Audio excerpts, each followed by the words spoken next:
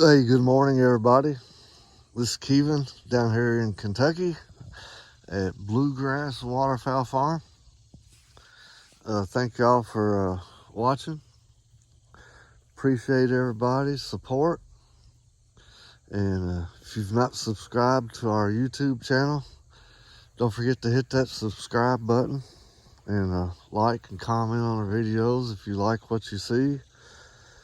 We try to do things a little different sometimes, and put some information out to help people better themselves from our journey in this waterfowl business. And I call it a business. A lot of people does it just to enjoy it and everything, but I raise and sell ducks. I do make a little money, don't make a whole lot. And with that part being said, I've been thinking about this for a little while, and I have talked to some people on the phone and messages and everything, and they say that they can't believe that I'm still at the prices that I am. I did have to raise the price on a couple species, but next year we're gonna have to raise our prices a little bit on some more stuff. I hate doing that to people, but I see everybody else has increased theirs and nobody's complaining. Everybody's still buying birds, and that's just part of it. The economy is not too good a shape, and everything you go to buy is outrageous. I've been lucky. I have found my feeds, and I know a lot of people think that's high, but I was paying $20 to $24 a bag, and I've been lucky now getting a good brand of feed, column blanche, however how you pronounce it. I ain't that good at that either. But I get it over here for $18 for a 50-pound bag. And it all depends on the grain prices too, because I have gotten it for $17.50 a bag. So, but anyway, it usually stays around $18 a bag, which is not bad for me, but still, a little high when you're feeding 200 birds over here, and they're probably eating 4 bags a week. So that's a lot of feed for me. And I know a lot of y'all out there raises more than that. So you know what I'm talking about. But just don't get upset, and understand, we're gonna have to go up on some of our prices. I mean, that's just the way it is. Everybody gets mad when they go to the gas pumps and the grocery stores, but you still got to go and get them. So we just do the best we can. I guess you can see this is all the birds I have in here right now. Going over the hill there, a couple pair of silver woods, some regular mandarins, a couple pair of canvasbacks, 2 pair of ringtails, a pair of shallows, and 2 pair of lacing tails. Got more birds. Will be here pretty soon, and we'll have these numbers built back up. If I figured that correctly, I think we'll have like 58 breeders somewhere around there next year. We're gonna have some apricot wood ducks. Gonna to put a white wood duck hen in here with probably put a platinum drake with her, and then we're gonna run some platinums and silvers over at my dad's. I got another pair of Shilohs coming, different bloodlines, some more regular mandarins coming, mix up some bloodlines.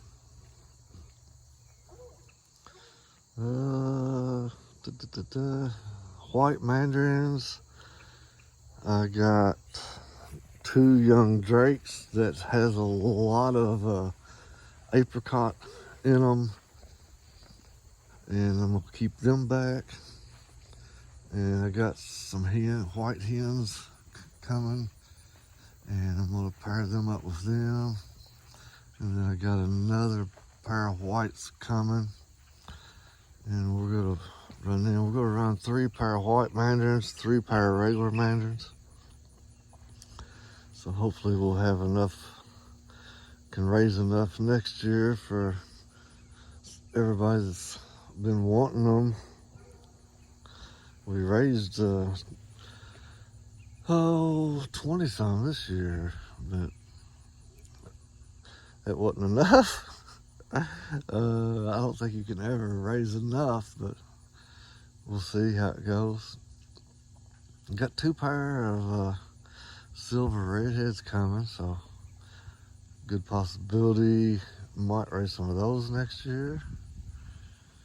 Let's see, what else is it?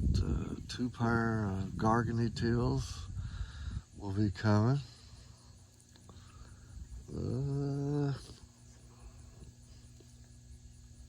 I just went blank. I'm trying to think.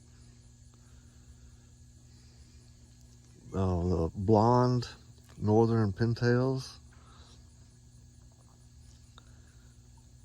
You know, we'll have a lot of color mutations. I like the color mutations. A lot of people don't like them, and a lot of people does. Blah blah blah. So it's just all preference on what you like, what you don't like. We like them, and we sell the far out of them. So that's why we keep raising them. Seems like it's something else I'm forgetting, but I can't remember what it is.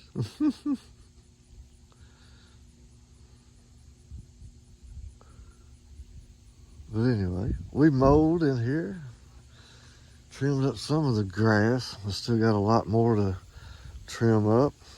I need to come down here. I gotta come down here and change their water in a few minutes. Yeah, I know you can't see.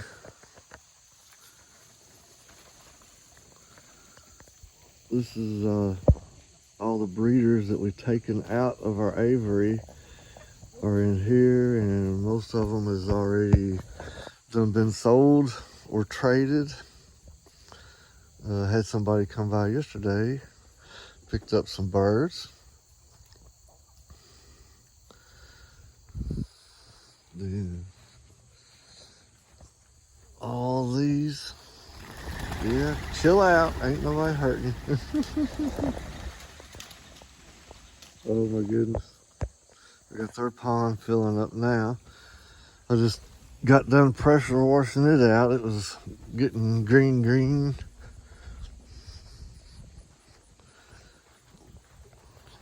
But we had planned on shipping out some birds tomorrow or Tuesday.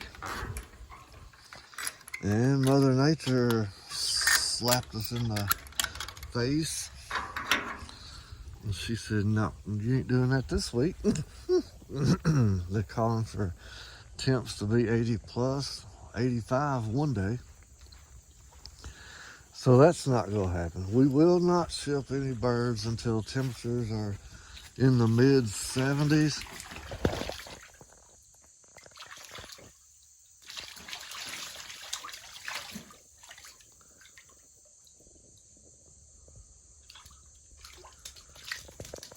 Where y'all going? Don't be scared.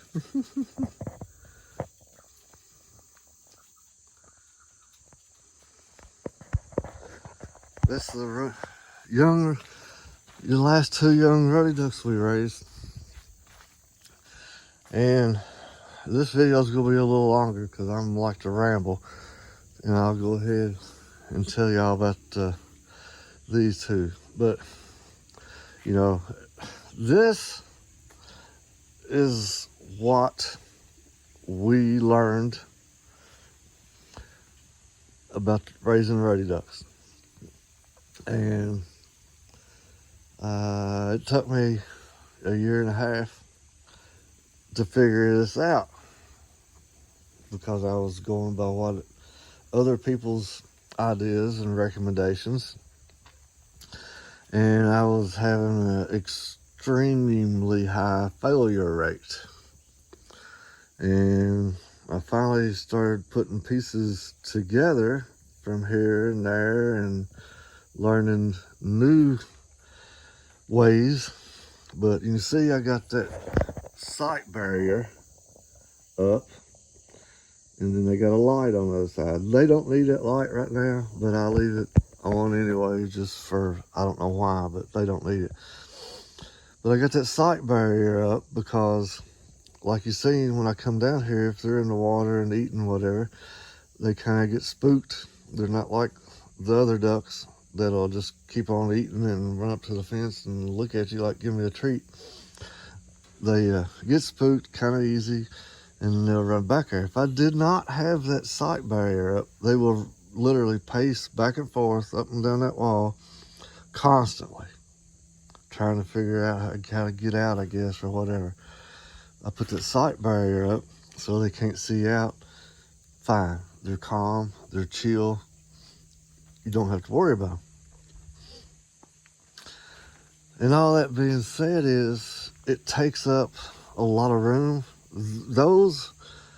This is just me for right now. Season's pretty much over, so this is just me right now. Those two are 3/4 grown, or a little better, probably 3/4 grown. But they're big enough I could turn them out down there now with the other ducks. But I choose not to do that because there's only two of them, and the other ducks are all full grown. So I don't want to have to turn them out down there and have to keep an eye on them and babysit them just in case they was to get injured or something, you know, whatever. So I'll just leave them up here. But they take up so much room because you got to keep them isolated or separated, whatever you want to do, call it, from each other and the other ducks. So, like I said, we just hatched these two off. Well, if I hatched off 4 or 5 more, then after they got this size, yes, I could put them together. But when they're young, I can't put them together because they will fight each other. And I'm not saying this is what happens to everybody. Everybody's situation is different. But for us, we tried to, when they hatched off, we tried to put other ducks the same size in with them, and the ruddies would kill the other ducks. So we tried that 2 or 3 times with different species, and whatever it was, usually within a day's time, the ruddies had killed the other ducks. So that's one reason we don't run them together when we brood them. And after they get bigger, then say if you had them in there with some wood ducks, well, as long as it takes the ruddies to mature, your wood ducks would be almost grown and the ruddies would still be small. So then the wood ducks would be big enough they could probably pick on the ruddies or something like that. So anyway, while I'm rambling here, is we have to keep the ruddies separate. Everywhere we could put them at, we got to keep them separate, whether it's in the brooders, out here in this pen, until they're almost grown, and then we can intermingle them with everybody else, and they usually do pretty good. All right, I said all that to say this. I don't really have the extra room to be doing this. I am building another building, and I did get to work on it yesterday for ducklings. But me and my wife talked about it and discussed it. And with the care that we put into these ducks, it's just going to take a little workload off from us, not to keep ruddy ducks anymore. And I know some people will probably be like, well, you just figured out how to raise them. Why are you not keeping them anymore? I mean, that was a challenge. I like challenges, you know. That's just the way I am. I mean, I gotta be going constantly. I gotta be going. That's just the way I am. My wife's working this weekend. I worked on my building yesterday. Had put the rafters up. Had no help. So I figured out a way that I could put the rafters up by myself. And I got most of them up and got like 3 more sheets of metal on the top. So I need 2 more rafters on that end and about 3-4 more sheets of metal on the roof. And then I'll be ready to work on the other side and the front. So, you know, it just takes time when you're doing it by yourself. But, you know, you do what you do to succeed and everything. But like I said, we're not going to raise Ruddies. This is the last year we're raising the Ruddy ducks. And hopefully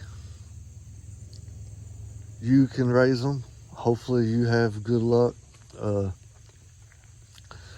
know, I'm nothing, even though it might sound that way to some people, nothing I say or do is meant to sound like I'm bragging, because without help from up above and other people, I wouldn't be where I'm at today doing what I'm doing and having success with, you know, raising these ducklings and everything. But, you know, that was my ego, I guess you could say, was the biggest thing about raising these Ruddies. I know a lot of people would have gave up, and I was like, I'm figuring this out.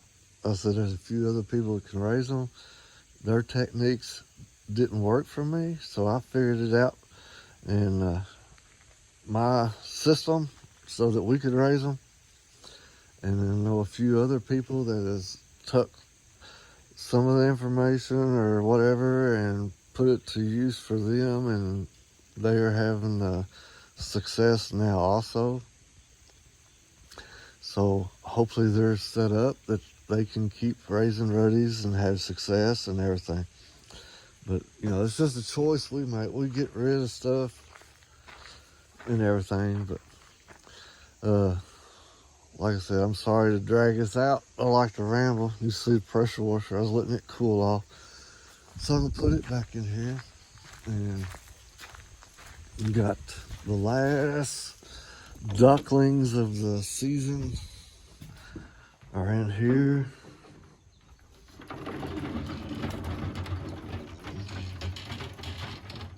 You got one little ringtail. He's got wry neck or a deformity. He come out of the egg that way, so I'm just assuming it's a deformity, probably in the egg too long. I have been putting vitamin E and B in their water, trying to see if that would affect him, and it's not had no change on him. So he probably won't make it. A lot of people say, well, why don't you just get rid of him? Well, I mean, I don't know. I can't answer that. I hate to get rid of him. But we'll see what happens with him. We'll keep giving him some meds and stuff, and hopefully it'll work out. I need to wash my old truck. It's been sitting out here where I mowed, and dust and leaves all ganged up on it.